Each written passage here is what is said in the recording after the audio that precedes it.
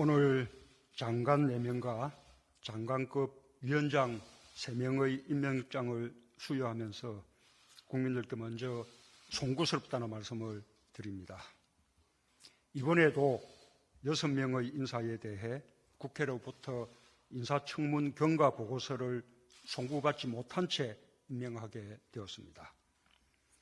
헌법상 국회의 동의를 요하지 않고 대통령에게 임명권이 있는 각 부처 장관과 장관급 인사에 대해 국회의 인사청문 절차를 거치도록 한 취지는 청와대의 자체 인사검증만으로 충분하지 않을 수 있으므로 국회와 함께 한 번 더 살펴봄으로써 더 좋은 인재를 발탁하기 위한 것이라고 생각합니다.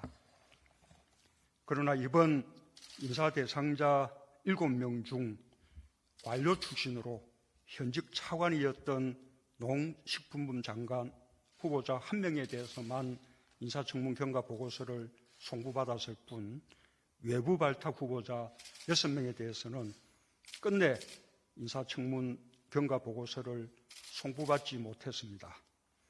이런 일이 문재인 정부 들어 거듭되고 있고 특히 개혁성이 강한 인사일수록 인사청문 과정에 어려움을 겪고 있습니다.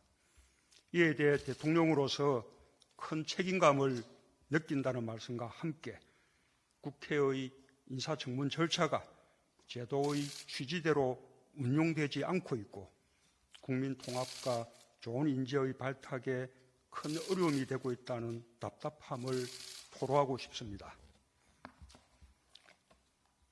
조국 법무부 장관의 경우 의혹 제기가 많았고 배우자가 기소되기도 했으며 임명 찬성과 반대의 격렬한 대립이 있었습니다. 자칫 국민 분열로 이어질 수도 있는 상황을 보면서 대통령으로서 깊은 고민을 하지 않을 수 없었습니다. 그러나 저는 원칙과 일관성을 지키는 것이 더욱 중요하다고 생각했습니다. 인사청문회까지 마쳐 절차적 요건을 모두 갖춘 상태에서 본인이 책임져야 할 명백한 위법 행위가 확인되지 않았는데도 의혹만으로 임명하지 않는다면 나쁜 선례가 될 것입니다. 대통령은 국민으로부터 선출된 국정운영 책임자로서 선출될 때 국민들께 약속한 공약을 최대한 성실하게 이행할 책무가 있습니다. 저는 지난 대선 때 권력기관 개혁을 가장 중요한 공약 중 하나로 내세웠고 그 공약은 국민들로부터 지지받았습니다. 저는 대통령 취임 후 그 공약을 성실하게 실천했고 적어도 대통령과 권력기관들이 스스로 할 수 있는 개혁에 있어서는 많은 성과가 있었음을 국민들께서 인정해 주시리라고 믿습니다. 이제 남은 과제는 권력기관의 정치적 중립을 보장하고 국민의 기관으로 위상을 확고히 하는 것을 정권의 선의에만 맡기지 않고 법제도적으로 완성하는 일입니다. 저는 저를 보좌하여 저와 함께 권력기관 개혁을 위해 매진했고 성과를 보여준 조국 장관에게 그 마무리를 맡기고자 한다는 발탁 이유를 분명하게 밝힌 바 있습니다. 그 의지가 좌초되어서는 안 된다고 생각합니다.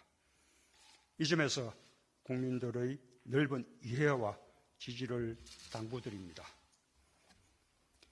가족이 수사 대상이 되고 일부 기소까지 된 상황에서 장관으로 임명될 경우 엄정한 수사에 장애가 되거나 장관으로서 직무 수행에 어려움이 있지 않을까라는 염려가 많다는 것도 잘 알고 있습니다.